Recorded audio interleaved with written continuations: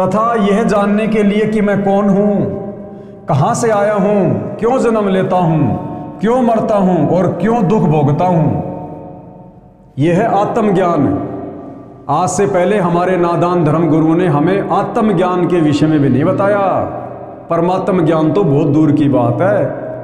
परमात्म ज्ञान से पहले तो आत्मज्ञान होना चाहिए कि मैं कौन हूं, मैं क्यों जन्म रहा हूं यहां पर, क्यों मैं मर रहा हूं।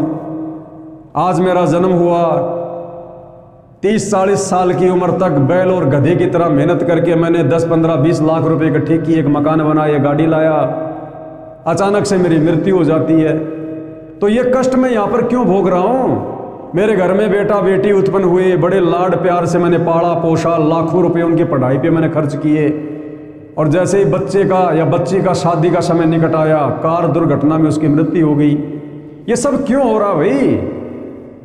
हम यहाँ पर सुख चाहते हैं, ना चाहते हुए यहाँ पर दुख आ जाते हैं। क्यों? 2 पैसे लगा के आदमी कारोबार करना चाहता है, उसमें घाटा हो जाता है। तो ये सब दुख हम क्यों भोग रहे हैं।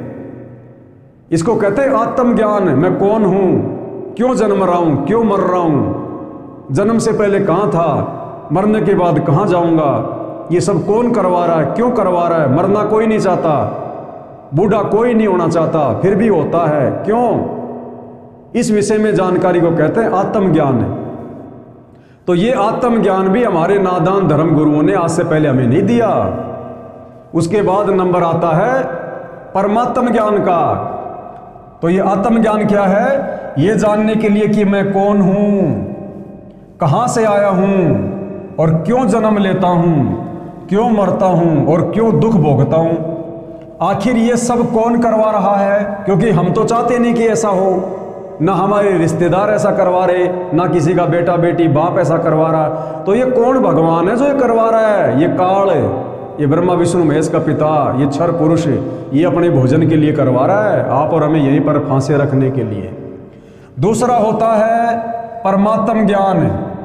और परमेश्वर कौन है, परमात्मा कौन है, सारी सृष्टि का भगवान कौन है, कैसा है, वो कैसा दिखाई देता है, जानवर जैसा है, इंसान जैसा है, वो कहाँ रहता है तथा वो कैसे मिलेगा।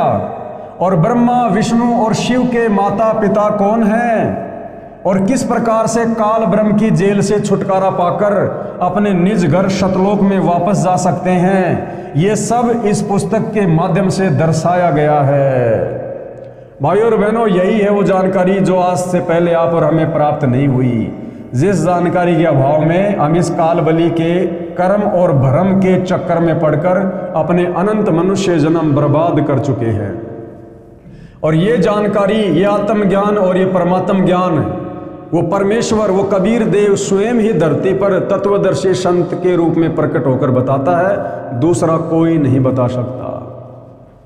ये सब इस पुस्तक के माध्यम से दर्शाया गया है। यानी सारी जानकारी आपको ये आत्मज्ञान और परमात्म ज्ञान इस ज्ञान गंगा पुस्तक में मिलेगी। ये सब इस पुस्तक के माध्यम से दर्शाया गया है ताकि इसे पढ़कर आम भगत आत्मा का कल्याण संभव हो सके।